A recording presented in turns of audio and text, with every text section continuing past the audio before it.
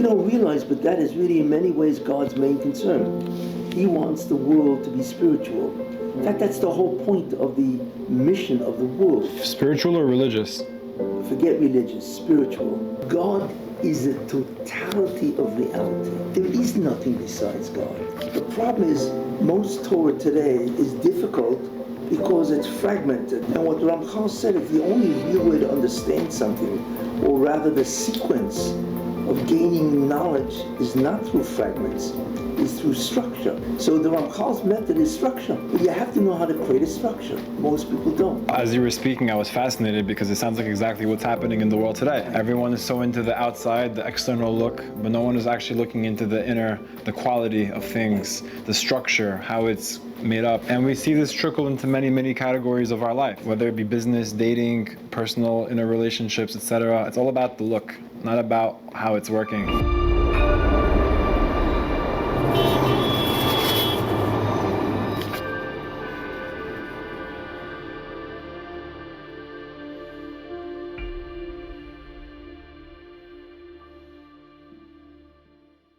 What's up, guys? We're currently in Lakewood. We're heading to the house of Rav Mendel Kessin. For those of you who may or may not know him, he has a YouTube channel called Torah Thinking. He's a disciple of Rav Moshe Fienstein, so he has 3 smichas from him. He's a 57-year-long student of the Raamchal. Brilliant Talmudic scholar, brilliant person, genius, intelligence to the world, taking divine truth and making it practical for us to understand what's happening in the world, recent events, etc. The real goal today of coming to Lakewood and sitting with the rabbi for an interview is to really bring a sense of clarity. Ever since October 7th, and you had also recently the death of the Queen, the coronation of King Charles. A couple days ago, we had the Iranian president who died, and just things after things coming. Antisemitism at an all-time high. So really the goal of today is to bring a sense of understanding and clarity to everyone watching at home what's going on. The rabbi is very good at showing us a sense of how is Hashem running the world, what is God's plan, and where do we go from here. And of course I'm extremely grateful and appreciative for the opportunity to sit down with the rabbi.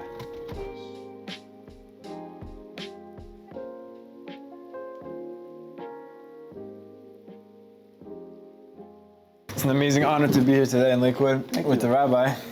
Welcome everyone. It was really Mina Shamayim that the podcast got set up this way. Rabbi Yossi Mizrahi said that I must interview Rabbi Kessin, and since then I've been watching a lot of the lectures and informing myself.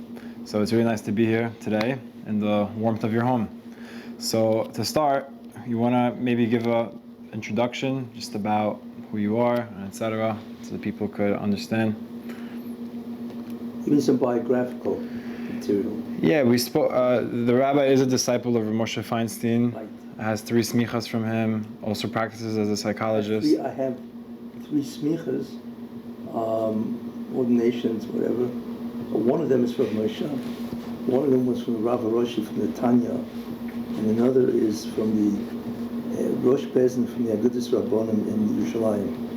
I got them a long time ago, so I have that as from these people, which is in many ways a tremendous honor. I've been giving shiurim, lectures, on the Raamchal for many, many years. I got into Raamchal in 1962. It's a long time ago. And how many years is that? 50? 62 years. Wow, it's incredible. It's a long time. It's a very long time. And when I got into Raamchal, most people they heard of him because he's a famous author from Mesilas Yesharim, right? Which is a sefer. Obviously, that's on the top of the Musas farm. But in terms of the hashkafa, most people had never really learned any of his hashkafas from him. But the Raamchal, which has a fascinating history in and of himself, was a highly unusual person. Unusual? Highly unusual. Meaning? Well, because he was a very broad-minded person. Mm-hmm. As an example, he wrote Sfarim definitive svarim on Hashkafa, which is Jewish machshava, and so on. He wrote svarim on Kabbalah. He's one of the greatest mikubalim, Kabbalists, however you want to say it, in the last 500 years. Wow. Yes, he's on the top, together with the Vilna Gaon and the Rishash, and of course probably the Baal Shem Tov and so on, and Rishash, as I said, and so on, you know. So he wrote for him on Hashkafa, Kabbalah, Musa. What was so unusual about him was not only that he was a master of all these three fields and wrote books that were basic and fundamental to all of these fields, but he was also a logician, not a magician, a logician. What's that? Logic. Uh-huh. He was a philosopher. I mean, not that, well, he was a philosopher because he sort of engaged in philosophical thinking with Hashkafa and so on. But he was into logic, critical thinking. And he wrote a whole sefer called Sefer Higoyim, and another sefer called Derech Tunis, and so on. And these are methodologies for him. Derech Tunis is methodology, how to learn Torah, how to learn Gemara, and so on. But what's the method, the correct method to be successful in these endeavors, you know? So he was into logic, and his basic sefer Higoyim, which is an entire compendium on logic. Real logic, I'm talking about Aristotelian logic, which is the old, the real traditional form of logic and so on, you know. He wrote plays. He actually wrote plays based on Kabbalah. Really? Right? Yeah, like the, what do you call it, La'ishon Tehillah, what do you call it, Maisa Shimshon, whatever. He also wrote poetry. He was a tremendous poet. He wrote another Tehillim, 150 chapters, poetry that he wrote. Wow. That's really incredible and so on, you know. He was a master of Digduk grammar, Hebrew grammar. In fact, he was a master of Hebrew at a very young age. He wrote a sefer called Sefer HaMelitza, which is different styles of Hebrew. He wrote a book on grammar and so on. It was just amazing. What he encompassed was incredible. Now, you know, and he's one of the greatest gedolim in Kabbalah, Raamchal and so on, you know. So one doesn't expect this range of thinking to be prevalent, to be common in somebody who looked like one of the Achronim, one of the great Achronim and so on, you know. So that's why he's called a Chacham HaKoilel. He's a Koilel Chacham, he was a wise man, HaKoilel, that encompassed many, many different areas, you know. And so I recognized that when I was very young, that he had a unique style of thinking. And for whatever reason, you know, I was attracted to that type of thinking. And that's what got me to Raamchal in 1962, you see, you know. And he was very logical. His whole take, or his whole approach to learning is something which is not used today, which is a tremendous mistake. The learning methodology today, and that's, by the way, one of the things that I teach, is the method of the Raamchal, of learning Torah. You know, in a very short sentence, what it basically is, the problem is most Torah today is difficult because it's fragmented. It's fragmented. And what the Raamchal said is the only real way to understand something, or rather the sequence of gaining knowledge, is not through fragments, is through structure. It's like if I give you a jigsaw puzzle, right? What's the first thing you're going to ask me? Where's the box? Because you're not going to put a 1,000-piece jigsaw puzzle together without a box. And the box, of course, is the big picture, right? So the Raamchal's method is structure. But you have to know how to create a structure. Most people don't. People, you know, especially in yeshivas, whatever, they're good in analytical thinking, which is to take a concept and break it down.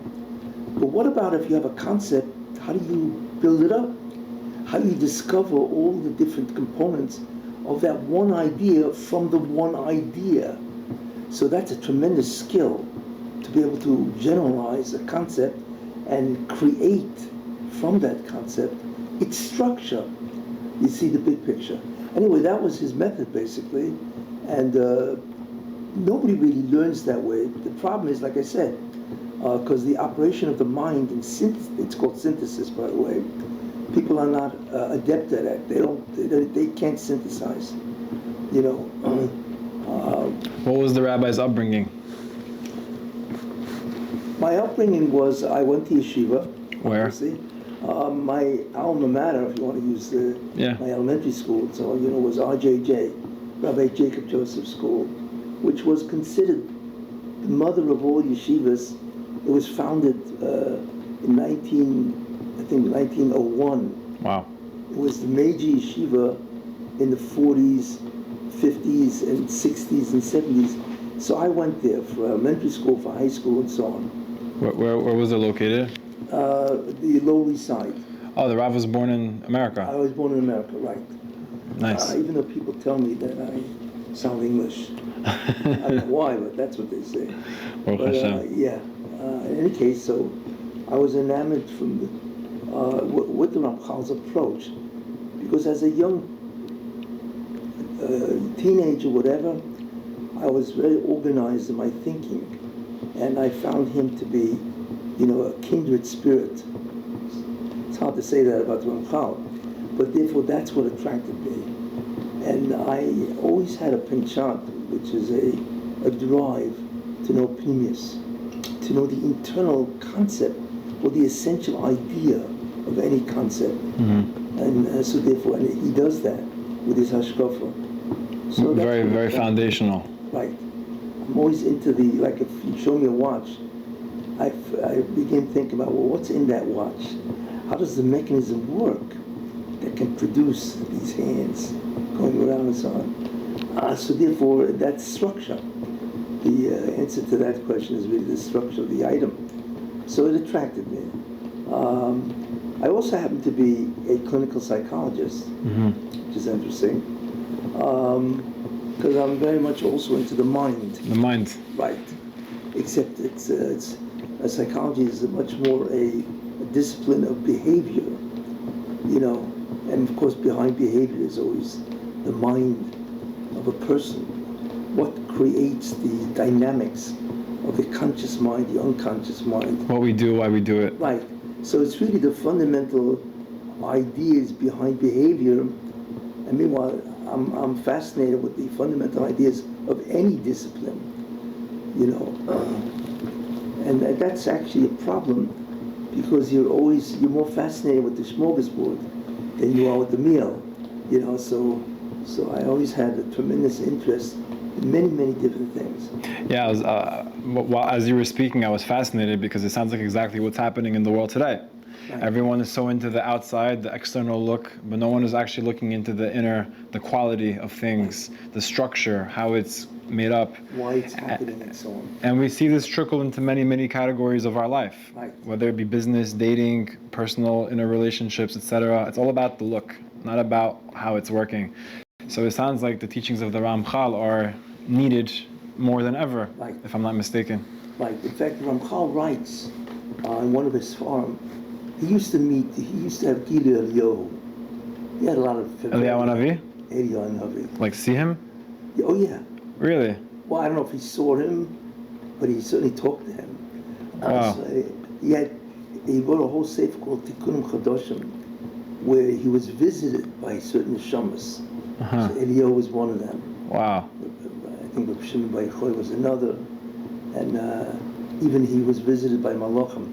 In fact, he had a Maggid. So interesting. Oh yeah, he was one of those that had a Maggid. I heard of this before in my family. My grandfather told me that in Morocco, his great-grandfather, every Friday night used to learn with someone. And one time his wife brought him a cup of tea, and she happened to see someone in the room. But she didn't want to bother, he's learning. The next morning she asked who was that, and he said, you had the zchut to see Eliyahu Navi. That story... I don't know if it's true, but... but that story was told over by the Rishash. Interesting. It was one of the greatest in Kabbalah. And the maid came in and saw him learning with Eliyahu. Interesting. And he told her, if you saw him, that's tremendous merit. Wow. I think he married her, by the way. So, I think so. It was told over by the Rishash. But anyway, so I went into psychology, and I've had a private practice. For how long? 55 years. 55 years. Long time. But it's an interesting combination of being a psychologist, clinical that is, and knowing hashkafa, because you see things that many people don't see. So my approach is much more encompassing of the human behavior, because it embraces far more disciplines than just Freudian psychology or ego psychology or whatever. So but in any case, so that's what I do, and for Panos and so on. But I've done extensive speaking. I've spoken all around the world. Baruch Hashem. Yeah, which is also very interesting, and so on. And one of the things that I went into, for different reasons, is the whole concept of Shmiras HaLashon, not speaking Lashon Hara. Chafetz Chaim. Right. That's very fascinating. It's my bracelet. Lashon Hara lo medaber elai. Right. Doesn't speak to me. Right. So I got involved in that in 1986, before it really became popular. And I had the tremendous force of popularizing Lashon Hara. In fact, I gave a shiur which became very, very popular, and it created and inspired the director of the Chofetz Chaim Heritage Foundation to create the Chofetz Chaim Heritage Foundation. Oh, wow. That shiur did it. No way. So I'm always tremendously thankful to the Benshimol. Which shiur? The True Power of Speech. Is it? Which is on the internet. It's on the internet. The Yeah. True Power of Speech. Yeah. If you listen to that shiur, you're going to find it extremely difficult to talk Lashon Hara, because I don't talk about the Musar aspect. I talk about why is it so devastating, and so on. A logical approach. Right. And I've given that shiur live audiences 400 times. Wow. All over the world, to at least 50,000 people. Amazing. And that's just me. And it trickles to more. Yeah, I mean, I have no idea. Domino effect. I have no idea where it is now. Everywhere, probably. Right, Yeah. right. So that was a tremendous source. How did the Rav make acquaintance with Rav Moshe Fienstein? I learned in his yeshiva. And you're close to him personally? No, I wasn't. No, I was just a student in yeshiva. He was very hard to get close to, personally, because he was a Posek Ador. He was really big at the time. Right, yeah, he was the man. He was tremendous, yeah. Tremendous. Gadol Ador, yeah. Right. So it was very hard. He was always busy answering shaylas. He was he was the Posek Ador. He was the greatest Posek, decisor of Jewish laws in the world. There's no question about that. Is there one memory or lesson you learned from him that you remember still? From him, well, he was a very interesting person to observe. To observe. He was a very gentle person. Gentle. Very. You could talk to him, and he radiated a certain gentleness, kindness, or let's say, understanding. Like you were not intimidated by that type of person. I mean, here's a person who chazed Shas 350 times. Wow. And he chazed the Shulchan Aruch, all 4 sections, 600 times. So, like, what kind of a human is this? Right? We're not dealing here, it's Shas Yerushalmi? everything. Everything. Yeah. It's funny, I once had a discussion with a Rebbe, Hasidic Rebbe, and so we were talking about Rav Moshe Fienstein, and he said Rav Moshe remembered everything, and which he did. I mean, it was phenomenal. If you would bring up any Tosfos, anything in Shas, he immediately was there. Like there was no hesitancy. Present. So, Wow. So I said to the Rebbe, no, you're making a mistake. It's interesting. I said, Rav Moshe didn't remember anything. So he looked at me, obviously, he said, excuse me, like, he didn't say anything, but like, what kind of a statement is that? So I said, Never forgot. very good. I said, you understand, Rav Moshe didn't remember anything, he never forgot it. Uh-huh. That's a different type of memory, Uh-huh. you see? And that's why it's fascinating. So I've thought about that. And To him, it's like his name. System. I developed a memory system how you never forget. Yeah, based on that objective. You've developed a memory system so people don't forget things? They won't forget anything, right? How does that work?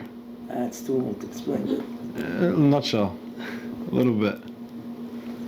I'm starting to forget things, and I'm 23. The secret is to understand, and it's amazing, because now you're really going into the whole concept of method and so on, but the secret is to understand when the mind does its job, how does it do it? What's the best way to approach the human mind? Because that's really where the intellect is. Right, correct. So the secret is to understand how does the memory work? Because so ultimately what you want to do, right, is, it's a whole thing, but the two fundamental ways to remember, right, unless you have a photographic memory, so on, is 50% of memory is organization. Most people don't organize their information, so it's fragmented. The memory bits and pieces of everything. Right. That's not good. No. It's horrible. Well, what the memory does... That's because they don't really know it to begin with. That's another problem. Yeah. How well do they know it in the first place? But most people don't do that. So therefore, organization of the material is number one. That's primary, that's 50%. And the greatest, why? Because the memory works by association. If you remember idea one, familiarization. 2, 3, and 4 pop in. Right. That's association. The greatest association is a structure, if you think about that, because it connects the dots. All together. So if you know one dot, automatically, because they're all connected conceptually, you remember much easier. Interesting. You see? Oh yeah, most people don't know how to organize well. Most people cannot create a structure. They don't have that ability. It's tragic. They could have, but people aren't even aware of this. And the second necessity for memory is review. To review. But it's a whole approach to review. How often do you have to review, really? And how do you review? So if you combine the two, the concept of organization, which is the greatest form of association that the memory can use, and you combine it with review at the right time and in the right frequency and so on, guess what? You'll never forget. And that's what they did. That's why Rav Moshe reviewed Shas 350 times. How in the world can you forget? You can't. It's like if I ask you, what's your name? You don't have to think about what's your name, because it's been repeated so many times that it's in long-term memory and it's instant. Same thing. I noticed that when people tell us things, we also identify with it. The what? When people tell us things, we identify with it. I don't know what you mean. It can be a mistake. When a person goes through life and someone tells him, you're, let's say, quiet, a person will identify with that belief that, oh, he thinks I'm quiet, so maybe I'm quiet. That's a different area, which is a very profound concept. Most people don't realize what motivates them. Exactly. Or why they do things. But the reason for that, which is a secret of psychotherapy, by the way, which is that your behavior it depends on your beliefs of who you are and what the world is really like. Belief. But the problem is that your beliefs are by now unconscious. You're not even aware what you believe. How do you form your beliefs? Well, you form them by your parents, your experiences, growing up with your parents, your peers, your teachers, and so on. And after a while, you began to put together a belief system of who you are. And eventually that becomes unconscious. In the beginning you're aware, but it becomes unconscious, and you actually behave based on your belief system. Very important idea. In other words, you don't interact with reality based on reality. You interact with reality based on what you believe reality to be. What's the consequence of that? That could be a very big problem. It could be, but also... If a person doesn't believe that he can do something, he'll never be able to do it. Right, and that's the reality. A person's reality isn't what's real, It's what he believes to be real. In his mind. Right. Of course, all psychosis, or neurosis, or any kind of emotional problems, right, is all based on what he believes reality to be. You see? But you look at the person and say, what are you talking about? This isn't really what's out there. And the person will say, no, it is. Or they won't even realize what they believe about themselves until they have all kinds of images about who they are and so on, which is formulated as they grew up. The tremendous significance of that is that if you want to alter behavior, then alter his belief system. Right. Because you are always consistent with what you believe. It'll fall in line. Right. That's the greatest form of therapy. Alter the belief of the person you're dealing with, and you actually get him to change his behavior. Now, of course, it's an entire approach and method, but it's hard to believe the tremendous significance of this concept that we do what we believe of what reality is. So if you change the belief, guess what? Reality changes. Reality changes, and therefore your behavior changes. Voila, as they say, you're cured. What do you think about this line that reality is an expression of Hashem's will?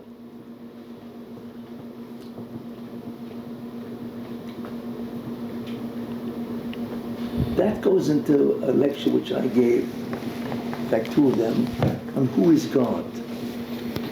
Who is God, really, in terms of what we can know, and so on, you know. So I will tell you a statement which is very profound, I believe, my belief, and difficult to comprehend. I'll make the statement.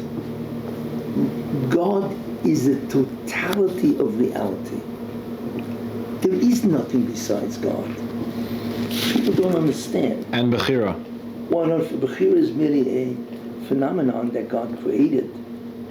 That enables us to think that we're doing something? Well, we certainly do think that we are the origin. But we're not. We're not. But God is the total of reality.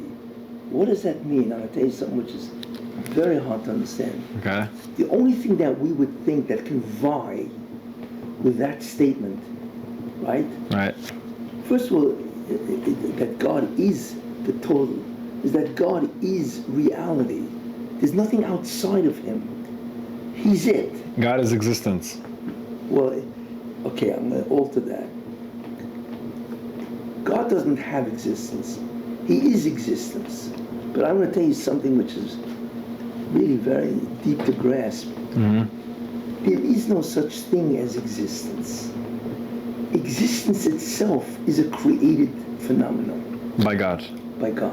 Because we don't understand that. Because it's time tested. Forget it. No, it's not. Existence itself is the first thing that God created. Now we don't understand. What do you mean? How could you create existence? And what does it mean that existence doesn't exist with God? You see? Makes perfect sense. So in order so we can exist in this existence. Right. So what God did is he created the phenomenon called existence. But if that's the case, then what is he? We don't know. That's why there is no being, angels, I don't care what it is, that can comprehend God. Not that God is infinite. God doesn't have the existence that we have. He functions in some other way that is unknown. Right. So what God then did is he created a phenomenon called existence. And then he brought things into existence. Yeah, but wait a minute. If you cannot even ascribe, although obviously he exists, because we cannot think beyond a certain bubble. You know, God created the bubble called existence, and we are in that bubble, and so on, you know. But that's it gets very close to our understanding of how unique God is, you know.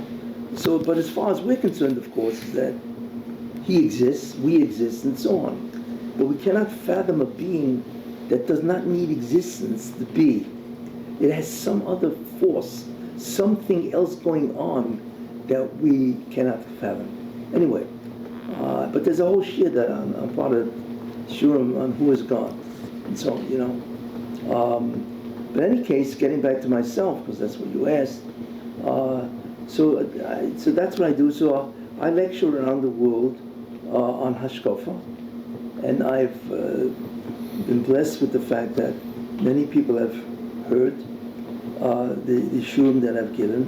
In fact, somebody once counted the amount of shurim that I've given, that have listened to my lectures on, I think, even just YouTube, or in general, you know, and they figured out 2,400,000 people have heard this stuff. I mean, it's amazing, it's all, you know, but that has been a tremendous merit to introduce or strengthen the belief that somebody has about God, right? If the United States goes under, which it very easily can, right, then the world goes under. Because without the United States to check on the world, that's the end of the world. Then all kinds of, look at what happened with Putin and so on, you know. It's done. It's done. And, you know, I'm not even going into talking about Ukraine, right? Ukraine, all of that is finished. Very dangerous. Right? Yeah. He's a dangerous person. All him. It's all him, you know, and he doesn't care. That's what you realize. It's astounding to watch a person that has absolutely no feelings for somebody else. America's supposed to bring the peace. Right. The equalizer. Right. Instead they bring pieces and so on, you know. So, and it's hard to believe, and it's not just Biden. Biden's a puppet. It's the Democratic Party. The Democratic Party is one of the most evil parties you can ever imagine. And I believe that one of the reasons why, I'll tell you some thought, why is God doing this to Trump? And there's a lot of very interesting concepts involved in that. But one of the reasons is God wants to destroy the Democratic Party because they are responsible for all this evil. Basically, the progressives, the liberals, the radical liberals, and so on, you know. I believe that he's assigned, without Trump knowing, you need to destroy the party. But wait a minute, how do I get you to destroy the party? Very simple. They will destroy you. They will so infuriate you with what they're doing that, you know, right? Trump, I don't think Trump is able to survive, that he doesn't have 5 heart attacks. You know, I mean, that's a miracle in itself. That's a nest nigla, as they say, a miracle, right? So I'm going to make sure that you will be motivated to wipe out these guys, because they're all guilty of felonies. There's a lot of motivation. Right. Well, motivation. I imagine when he goes to sleep, you know, he's got to take 15 pills of anxiety and rage. I don't know if there's such, you know, rage pills, you know, because he's got to quiet down his rage. This man's got to be livid with rage at what they're doing. I mean, they have so completely humiliated him and made him into a piece of garbage. It's just beyond belief. He can't believe what they're doing to him. It's never been done in American history. It's just, you know, and so I believe that's why God is doing this to Trump. There are other reasons, but he wants to make sure that Trump will destroy the Democratic Party. And everybody, Hillary, they're all guilty of felonies. All you need is a real DOJ, not that idiot Merrick Garland, right? All you need is a real DOJ to do it, right? Because they're all guilty of felonies. I mean, it's a no-brainer to put all these guys in prison and so on, you know, for years to come. That's, by the way, why they hate Trump, because they know that he's going to come after them. Big time. Yeah. Oh, yeah. That's, you know. Would you say that World War III is imminent? No. It's not imminent. It looks like it's imminent because God has allowed evil to flourish. So it looks like that. In other words, what God is really saying to evil, okay, for whatever, there are reasons why I'm allowing this, but you guys take off. So anybody who's evil, and what the mistake is, evil is not just sinning or committing crimes. That's a mistake. Evil is where you are focused completely on materialism, and you have nothing to do with spirituality.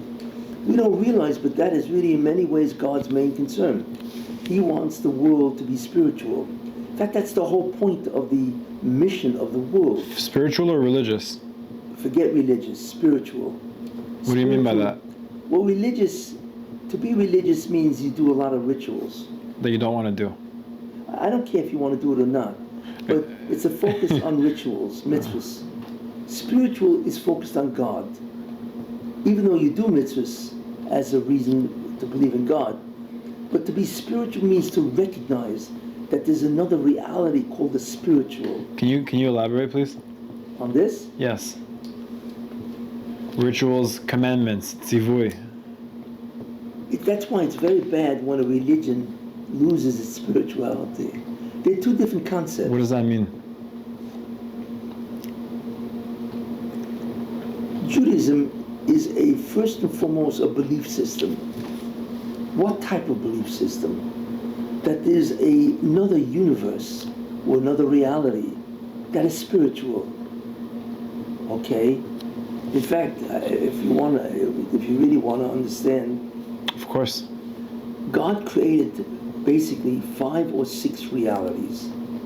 The first reality, which is interesting, and then you get a feel of what the phases are. The first reality, which we have no concept of, is God. That's called the reality of the divine. Okay? That's God. But it's not that it's a problem, but the fundamental idea of the reality of God, which I mentioned, the totality of reality, okay, is that the only thing that exists at all is God. There is nothing else.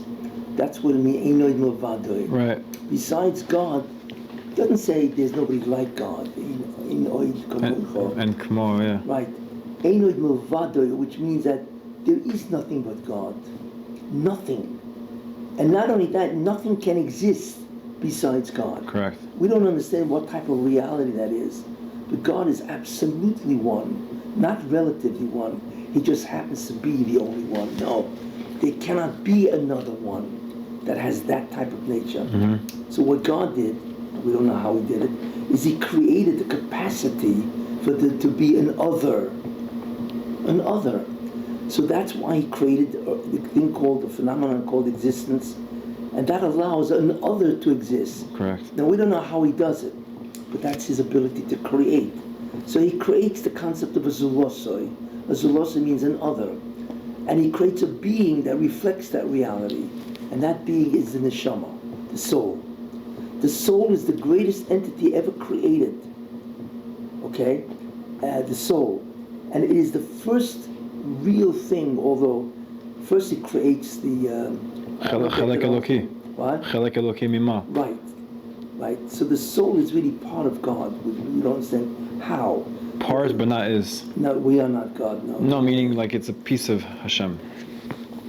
It's a piece of the projected image of Hashem. Because we were created in His image? Yes, but that image itself is created. I don't get into the whole thing. I understand, Because yeah. we cannot know His real being. So God created what's called a costume. Right. That costume is called God.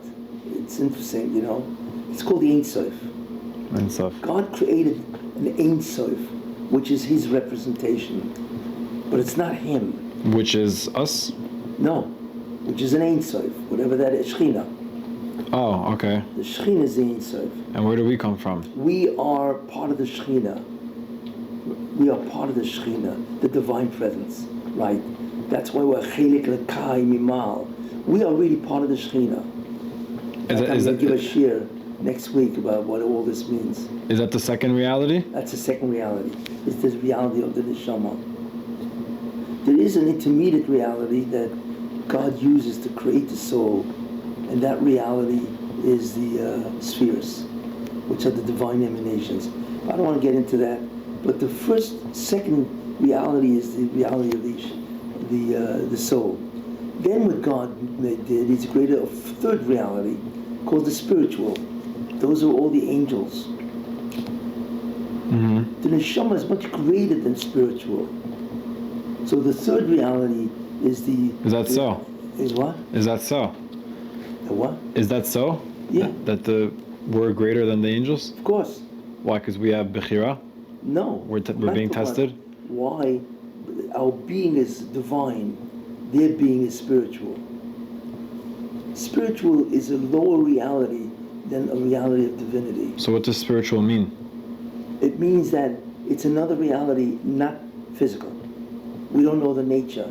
We don't know the nature of angels. We're not aware. Okay. They operate by different physics. Right. But it's a reality that's different than ours. Right. But it's closer to God, much closer to the Shekhinah, but it is not a part of the Shekhinah where we are.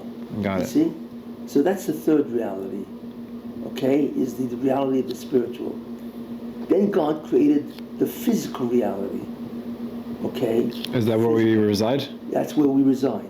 And God took the neshama, which is divine, and He stuffed it into a body. And that's why it's the greatest of all. Which doesn't make any sense. Of course, it's more than that. It's impossible, as far as we're concerned, But He did it.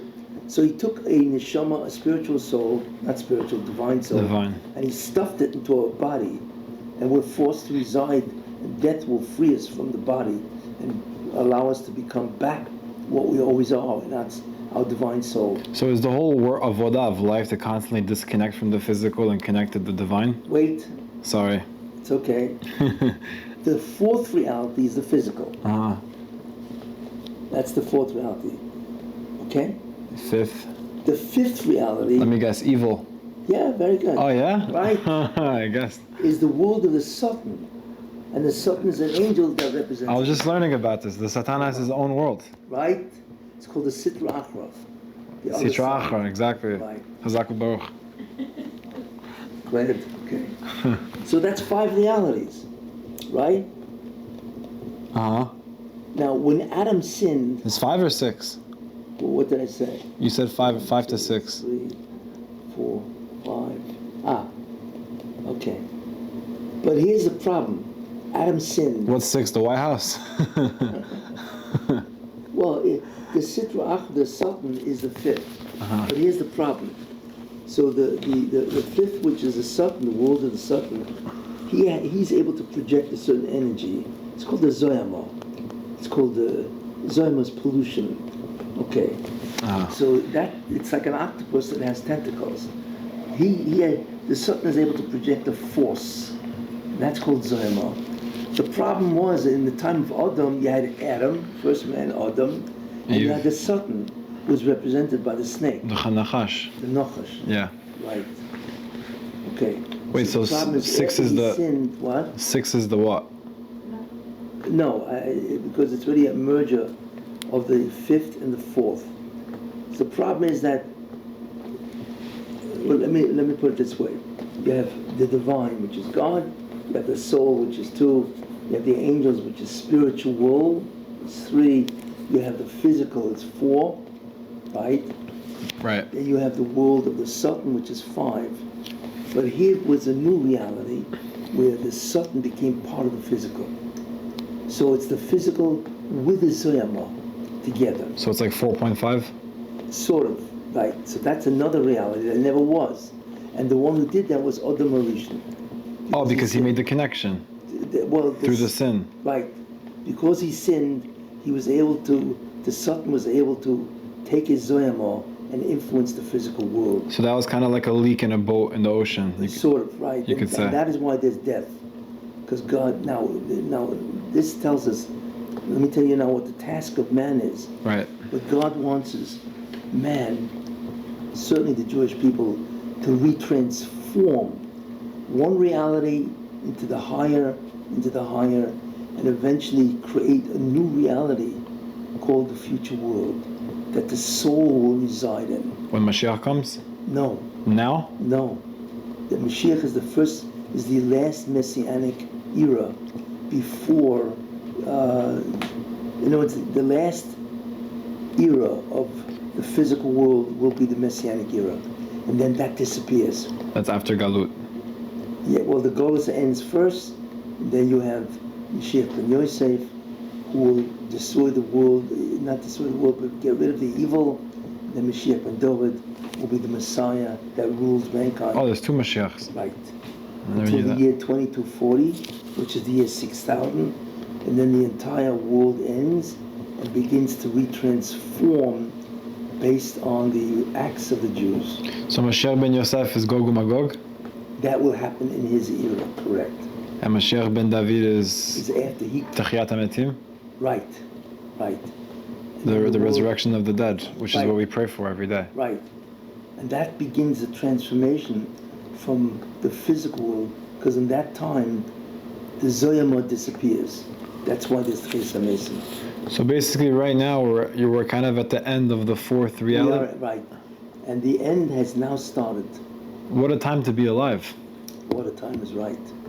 But it's very hard because we have to witness the enormous amount of evil. It sounds like the most intense time of all history. Right, and that's why... And it's a time more than ever to cling to HaKadosh Baruch Hu. That's why in the Gemara you will find many of the Chazal. They didn't want to live in this generation. That's right. Yeah. Because Sorry for cutting you off. It's okay. Yeah. What bothers them, it's not just the violence and the wars and all that, but what bothers a tzaddik the most is the lack of spirituality, or the inability to become spiritual. And this is the worst generation of all, which we see. But it's very interesting. We know that, let's say, Russia and China, North Korea and Iran, we know what evil is. But the amazing thing which God is proving, and this is the illusion of mankind. Mankind thinks that without real spirituality, right, you can be good, right? So then we would expect, so that everybody felt that, well, America is a great country.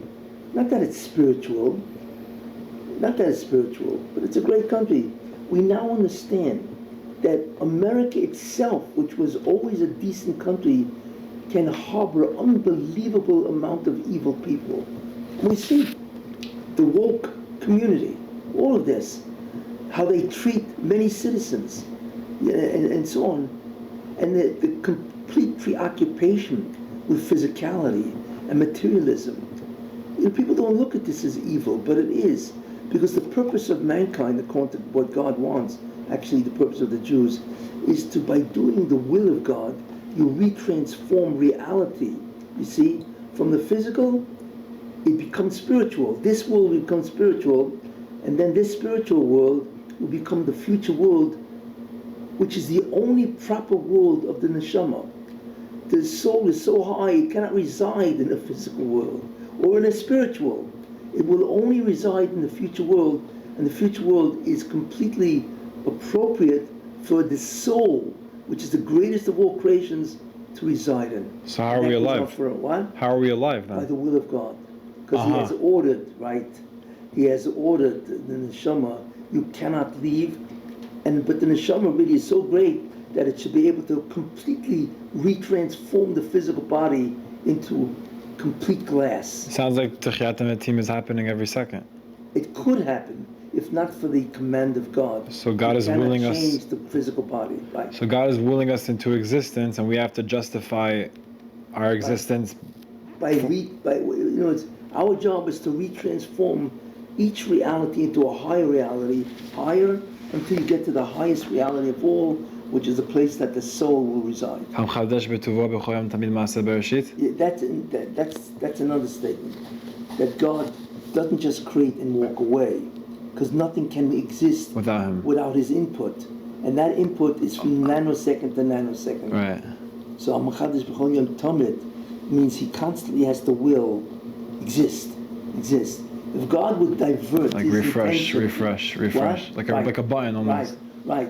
It's like a magnetic field that has to be constantly refreshed by electric current. And if you shut the current off, immediately it disappears. So in a way, our soul is being forced to stay in this body, and it doesn't want to be. Right, believe me. Is that why people get depressed? Possibly. So what happens when a person sins? Well, what he does by You're making the soul suffer more. Well, what happens is that the Zoyama in the person grows. Because when you sin, you're denying the will of God. And you're giving life to the Sitra Achra inside of you? Right. And you become more Zoyama. You become more and more defiled. So do I feel happy because I strive to do the will of God? Yes. It gives me a very good happiness. Right. It makes you, to the extent that it's possible, it makes you spiritual. But the happiness doesn't end. It grows every day. Yes, because you're tested every day. God never ceases to test you. So you're going higher? Higher. Yeah. Wow. There's no vacation here. That's the mistake that Yaakov Avinu made. It says, Vayeshev Yaakov So Rashi says he wanted to now relax. I mean, not that he wanted to relax, but he said, okay, I did my part, So God said, Rashi puts it down. You want to relax? This is not the world to relax. I'm sorry, but you need to work every day. You need to be tested every day. Anyway, but how does the verse go? That's why it never ends. Yeah. But someday it will end, and in the Messianic era, it does end. It does end. There's no more testing. Right? Ben Yosef or Ben David? Well, there are two periods of times. Mm-hmm. The first one that comes is Mashiach ben Yosef, which is a fascinating figure. If I ever told you about him, and then there's Mashiach ben David, and that is the Messianic era. How does the verse go again? This is the Olam, the working world. How does it go? I don't know There's a verse that's about this world. It's Olam Avodah or something. Asiya. Asiya, Olam Asiya. The world of doing. Action. Action. Right. So that's really what we have to do. That's what we have to do, exactly. To keep moving. Right, exactly. Uh-huh. And the Messianic era begins... Except Shabbos. Shabbos is also Asiya. Different kind. Different kind of Asiya, that's a whole Shia. But, right. So can we touch a little bit on October 7th? I listened to one of your shiurim and I was fascinated by how you explained, it made perfect sense, how Rosh Hashanah is the day of judgment, the Jewish New Year, Kippur is the seal, and Rosh Hashanah Rabbah is kind of like another opening, right. And then the day after, it was the massacre. Right. So could we touch upon that, like bring it down to earth for the viewers? Yeah, October 7th and the Holocaust are related to the end.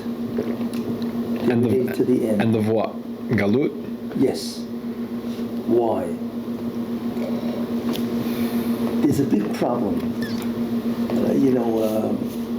and the problem is that there's a Gemara that says that the Mashiach will only come, Ein ben David bo, only in the time that the Jews are all righteous or they're all sinners. So we can understand if they're all righteous. Okay, makes sense. Everybody's righteous, so the Messiah will come, Mashiach. But why would he come if they're all sinners? And the answer is that if the world becomes, there's 50 levels of tumah. And Kedusha. Mem Teshai tumah, right? Sirat Omer, right now. Right, and we're in it, actually, counted, right? Anyway. Yeah, I apologize for my appearance. The hair, But anyway, so the Gemara says that, so the problem is that if the world enters the 49th level of evil, or actually defilement and so on, then God has to end the world. Because the world won't continue, like I said. And that was the Mabul. In the Mabul, what happened in the Mabul is that the world entered the 49th level of evil, or tumah, and so on. So you cannot have a society. I mean, everybody's stealing from everybody else. There was no respect for the genders and all. Homosexuality was rampant. The world was falling apart. So God said, hey, I can't allow this. So he destroyed the entire planet. I mean, which is beyond belief. Right. To destroy the entire planet for this? Yeah. Because if the world is threatened by the destruction of the society, God will destroy the earth. He has to, because it can't continue. What's the point? So here's the problem. Okay, so when it says in the Gemara that the Mashiach will only come either all righteous or all sinners, we now understand if they're all sinners, why? So what they have done is brought the world down to the 49th level of defilement. So God said, okay, Mashiach, well, I have to destroy the world. But there are two ways to end it. Either you can destroy the world or bring the Mashiach. Because the Mashiach is also the end of the earth, or end of the world. Because the whole world is now radical, changed into a righteous place. Right? Okay. That's what the Gemara means. So if everybody sins, Mashiach will come. It's interesting. But as a destruction, that's a representation of destruction. Now here's the problem. Egypt. Egypt, the rabbis tell us, Chazal, that the world was at the 49th level of Tumah. Right. The Jews certainly were, right? So God said, I got to wipe everybody out. Right? But God swore he wouldn't do that anymore. Again, right. So what did he do? He brought the Mashiach. What does Tumah mean? Tumah is defilement. Impurity. Gotcha. So God decided, wait a minute, so who did he bring? Moshe. Moshe Rabbeinu was Mashiach. That's why he came. Moses, yeah. Right? Moses. That's why he came, right? Fine. So now we understand why Moshe came at the 49th level. Because that was a way of destroying the world or changing the Jewish people into a righteous people. Oh, you're saying it might happen again? It will happen again. Will. That's the key to understanding what is happening. And the key to understand Biden. Amazing. This is the key. Now, here's the problem. You know what the problem is? The problem is the Satan. The Satan says, I understand that you want to bring the Messiah to end the Jews stay in Egypt and bring them out and make them righteous. You don't want them to fall into the 50th level. Mm-hmm. But here's the problem. They don't deserve the Messianic era. The Messianic era is an unbelievable time of incredible good, prosperity, no more disease, no more death. You have any idea how we don't even know what that era looks like? Imagine no more diseases. We had it when Trump was president. What? We had it when Trump was president. Had what? When Trump was president, we had a taste of it. Well, it certainly got better. 2016 to 2020. Right. It was great. I'm going to get to that in a minute. So all of a sudden the Satan says, Satan, you can't bring the Mashiach. It's not fair. Because it's one thing to destroy the planet, but it's another thing to usher in a new era of unbelievable prosperity and good. Because they're at the 49th level of bad. So you can't reward them, and that's the destruction. So God said, you're right. Not that he must, but he voluntarily submits to justice. And the Satan is right. It's not just. I understand why you want to do it, because it's the 49th level of impurity and so on. But they don't deserve the Messianic era. Come on. So God said, you're right. So here's what I have to do. Right? I have to accelerate the justice. I have to punish them. I have to get them to suffer, and that will atone for their sins. And that is why, as soon as Moshe Rabbeinu came, Paro said, they have to gather the straw. We will no longer give them straw. They need to gather the straw. That's what he said, which is incredible. So that intensified enormously. Gather the straw? Yeah. What does that mean? Well, in order to make bricks, you need straw to stabilize the mud. So the Egyptians used to give them the straw, and the Jews made the bricks. Right? That was the big reveal? Well, what God did is Pharaoh decreed, well, they're lazy. It's in Shmos. It's in the Parsha of Shmos, right? Where Pharaoh said that they're all lazy, and therefore we will no longer give you straw. You need to gather at night straw all over Egypt. So how do we gather the straw now? What? No, don't forget, you're jumping too quick. Sorry. I have to finish the thought. That enormously intensified the suffering of the Jews, which provided the kapara, an atonement. Now they deserve Moshe Rabbeinu and to be redeemed. You see? What do we see? That if God uses the Messiah to end, it gets much worse.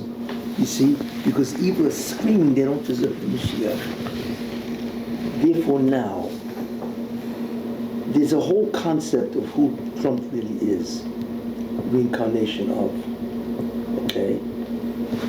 Most people are not aware of this, that Esau, the brother of Yaakov, you have any idea how bad mistake that is? I mean, he doesn't understand that it's only a matter of time until the world turns against the Jews, and all it took was 2 weeks.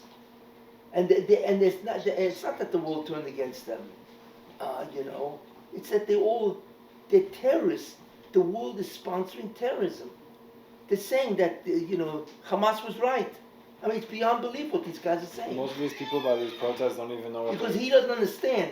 The world is inherently anti-Semitic. They hate the Jews. That's really what it is. You only have 4,000 years of history to back that up. So didn't he understand? You got a 2-week window to finish the job. Yeah, they won't like what you did, But in 2 weeks, what can they say? So that's what will happen. But after it's over, it's over. You see? So all he did was delay, and he allowed America to make fools out of Israel. Now they're a bunch of lackeys, all right? And they're denying him weapons. Yeah, because it's 7 months later. What do you expect? The world doesn't love the Jews. They hate them. So in 7 months, of course they're going to hate you. So by his delay, he has placed Israel in mortal danger. Because now even America's on the side of the anti-Semites. You think Israel's on the brink of extinction? What? You think Israel's on the brink of extinction? Yes, Alpi Teva. Yes. And Alpi... No, because God will obviously not allow won't allow it. Yeah, but if it wasn't for that, Israel is finished. You know why? What? You know why? Because Hamas now sees the world is on their side. You know? Sure. Do you know that what Hitler did in the Holocaust? You know, why did he do it? Because he wanted to do it. But you know what he waited? He didn't start initially with concentration camps. No, he started with the... You know why? The, Because he wanted to see what the world is going to say. But when he saw that they couldn't care less if a Jew dies, that's when he decided. Before that, they put them in the... What's it called? Yeah. Gestapo, I think? Whatever. Right. Those He also was afraid. He didn't want to go against the whole world, Hitler. But when he saw that nobody cared... That's exactly what's happening now. Exactly, right. October 7th could happen again. Nobody will... Right. And Hitler realized nobody cares for the Jews. That's terrifying. It is terrifying. And that's exactly what Bibi should have understood. Wow. But so by delaying, right, he saw that nobody cares. Right. So Hamas now thinks it can Even get away himself, with to a certain extent. it. Hamas now sees that nobody cares. Everybody's on their side. So between Hamas, Hezbollah, the Arabs in the territories, Iran, right, and Houthis, between all of these people... Houthis? Houthis, yeah, they also hate the Jews. What's that? In Red Sea, the block in the Red Sea. The Houthis, right? They now realize, and they can kill the Jews with impunity. In other words, there's no longer a deterrent. That's what Bibi has taught them, is there's no deterrent. How do you think he's able to sleep at night, knowing that those hostages could be home any day? Because he rationalized it and justified what he did. That's not fair. Fair? What does fair have to do with this? Uh-huh. That's how he's able to go to sleep. Can you tell me what you think about this this statement? I want to present something to you.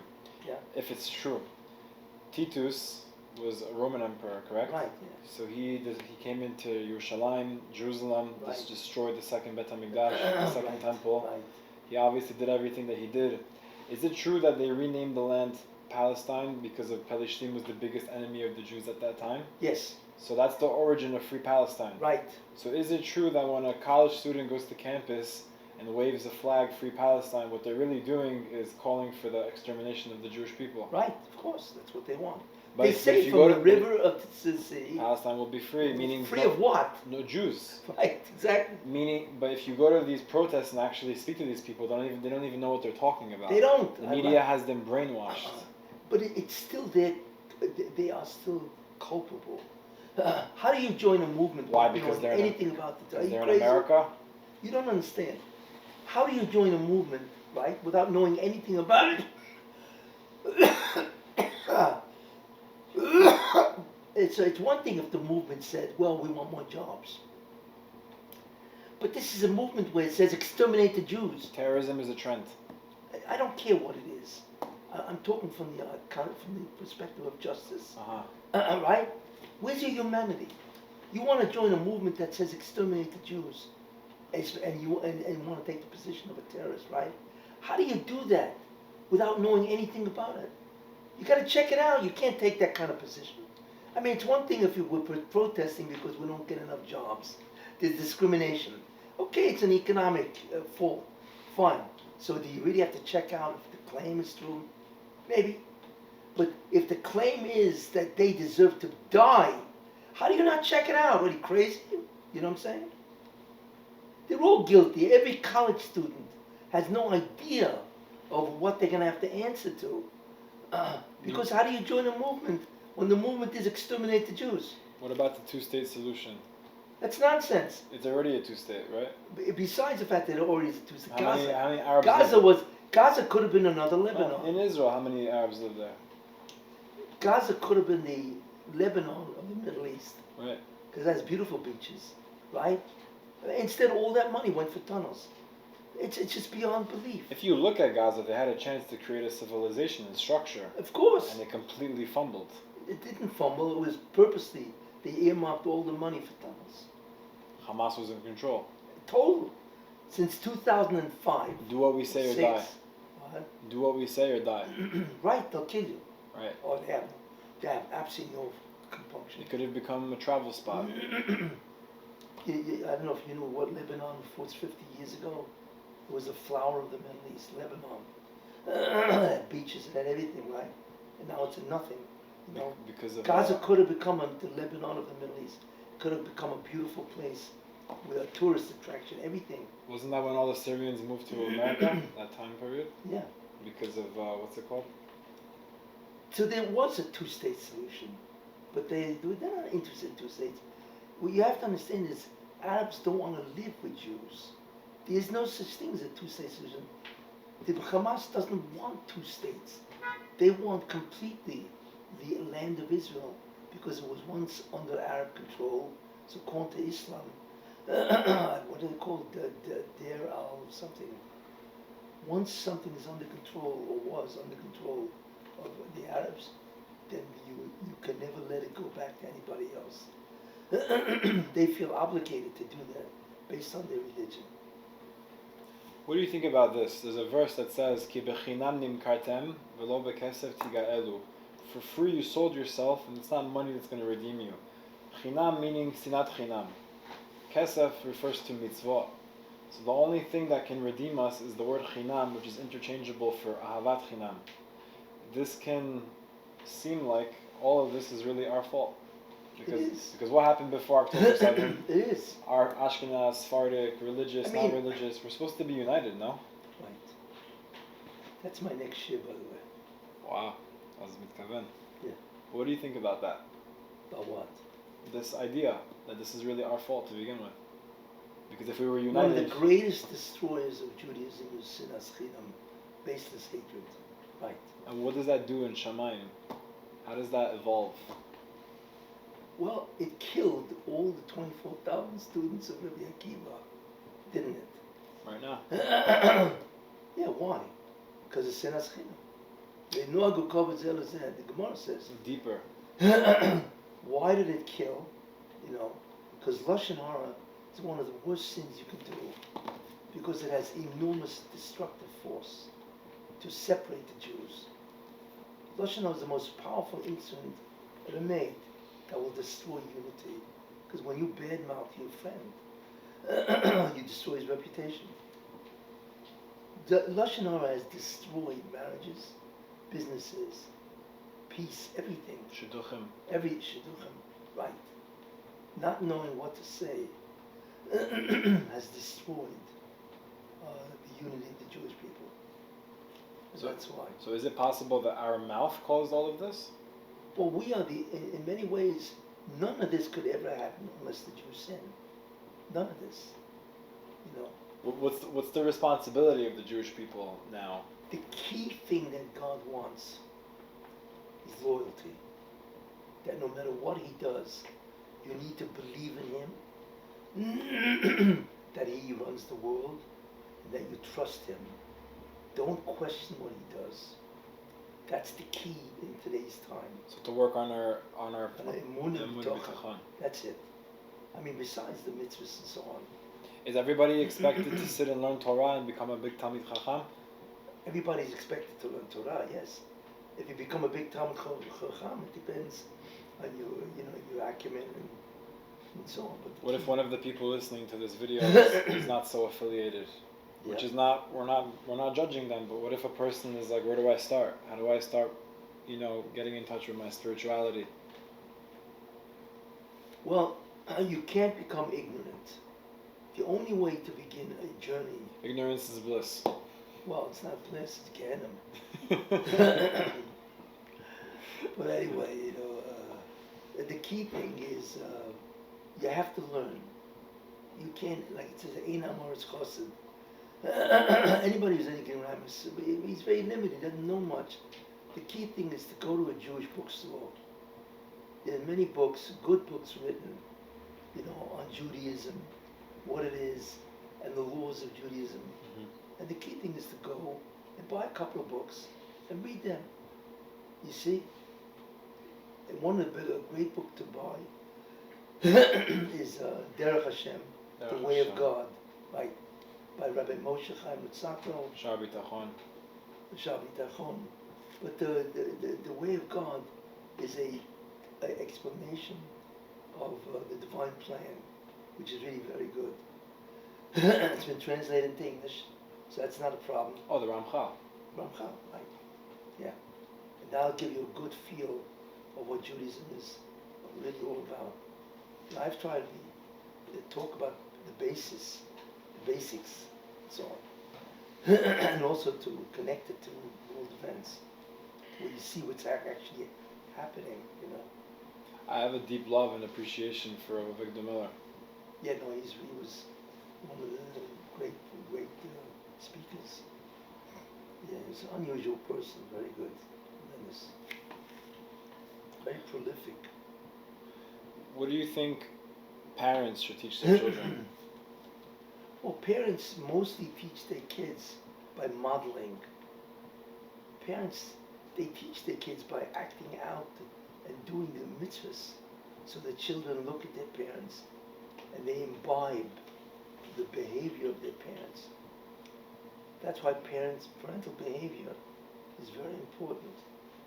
The yeshiva gives them the education, right? But the responsibility of the parent isn't so much education, although obviously it is good, but it's the modeling of what it means to live as a Jew in actual life. Because what parents do is they personify Judaism in real life. You see? By acting it out. By acting it out, right. What they learn. Right. So really we all need to learn more. Oh yeah. Well, of course, learning is enduring behavior. Enduring behavior, right. How does this verse by Chazal translate to psychology? Barati Yetzirah, Barati Torah Tavlin. God created the evil, and He also created the cure, which is the Torah. How does that fizzle in our psychology, in our behavior? Well, that statement that I have created the Yetzirah, and I've created the Torah as an antibody, an antidote, so on, is a very profound, obviously profound statement. And what it really says is the greatest enemy of the Satan is education. In other words, if you want to undo the Satan, right? If you want to undo his advice, which is always trying to get you to sin. Undo his advice. Wow. Right? Then you have to be learned. You have to know who he is, what his objective is, and how to combat his strategies to combat him. Knowledge is the way to defeat him. That's why Torah is the antidote, because it's knowledge. What is Torah really? When you learn Torah, there are other dimensions to it also. But the key dimension is you know what your enemy is. Is the enemy a lack of knowledge? Yes. Yes. Yeah, but it's miraculous. If Right. you sit and learn for an hour Gemara, you leave, you feel like amazing. It's more than just knowledge. Right. Yeah, that's what I'm saying. Right. But the major ability of Torah to combat the advice of the Satan is insight. Is to understand who your enemy is. That's the greatest deficiency. If you don't know who your enemy is, And who you are. and who your enemy is, yeah, okay, what your koich, what your power, your talents are, right. They're very bad, right. So that's the simple meaning of that statement. Torah as knowledge is your greatest asset. The more you know about the Satan, the easier it is to fight him, because you know his strategies, you know what he wants, and you know what a sin is. You know what exactly to avoid and which things to embrace, right? And without that, what are you going to do? You see, And why do you think that people today aren't educated? What? Why do you think that so many people today aren't educated? There's a lot of reasons for that. But the problem is, I believe, one of the great enemies of today is everybody wants to be free of God. It's called perikas oil, to overthrow the yoke. Free of God or free of guilt? Well, if you're free of God, you're free of guilt. Yeah. Right. There's a Gemara that says, why is the Mount Sinai called Sinai? Why? So the Gemara says, because it introduced sinah, hatred, into the world. So sinah and Sinai is very similar sounding. How did it introduce hatred? Because man hates authority. Everybody wants to believe he's the king. We don't realize it, but the preoccupation of mankind is always three things. Either you think you're God, or you want to be God, or you want to kill God. But it's always concerned, there's an obsession with the divine. Why? Because nobody wants a boss. To think you're God? To think you're God. Want to be God? Be God, or kill God. Or kill him. And you'll find, in the beginning of the Torah, Adam and Rishon wanted to be God. People in the Mabel people in the Doha Flogger, the dispersion. Oh, when they built the tower. They want to kill They God. want to kill him, yeah. And Parai, why, thinks he is God. He's God. There you are. These people are all preoccupied with God. But that's just Why? for the ego. Because mankind is very insecure. For some reason, that goes into the whole psychological concept of self-worth. Please, yeah.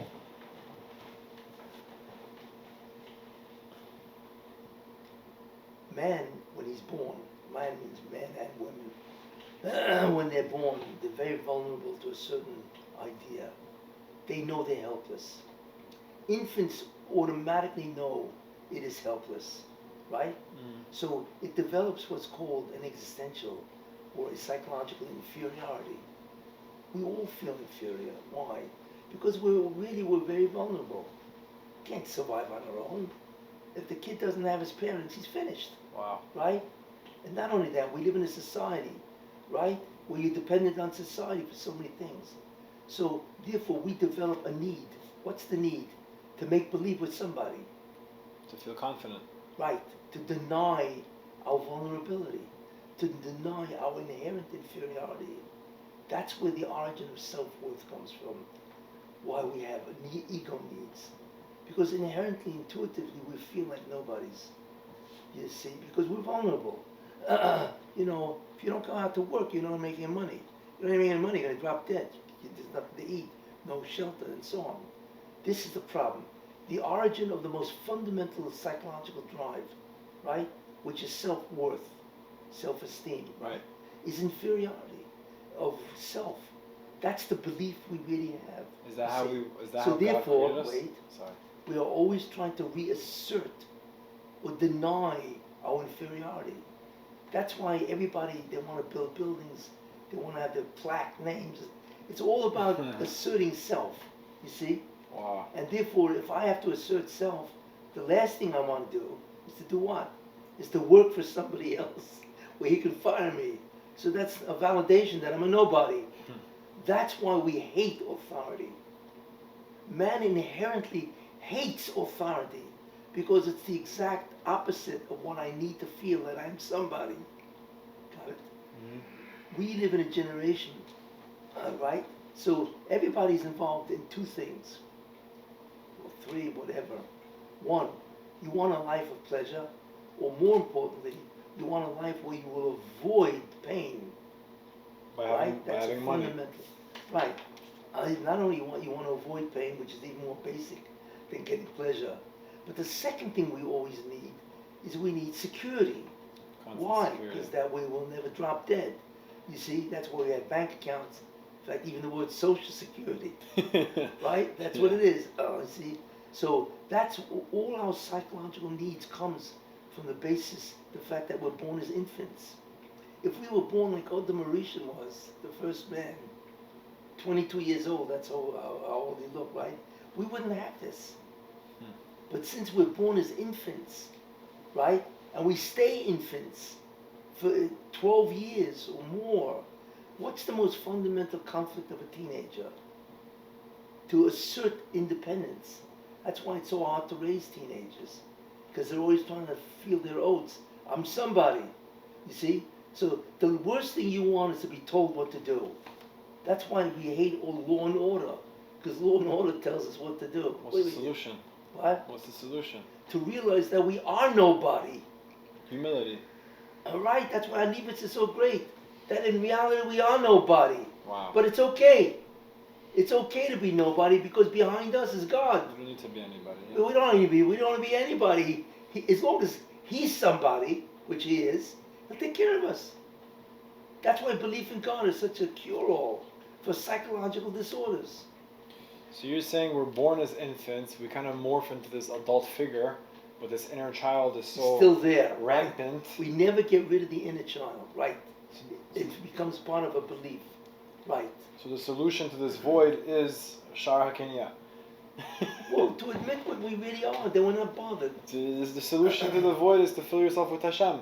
Right. Not ego. Right, then He'll take care of us. It's really so simple. It's a paradox. And you know that the more you believe that you're nobody, the greater your health. It's a paradox. Humility is the key to everything. Right, that's why Anivas is the last chapter in this John. Humility. Because it's the close of You don't have to fool yourself. See? And what that does, why do you think there's so much war? They're all guys are these people. It's all the necessity to believe with somebody. Amazing. If I conquer this territory, I'm somebody, because it shows I'm powerful.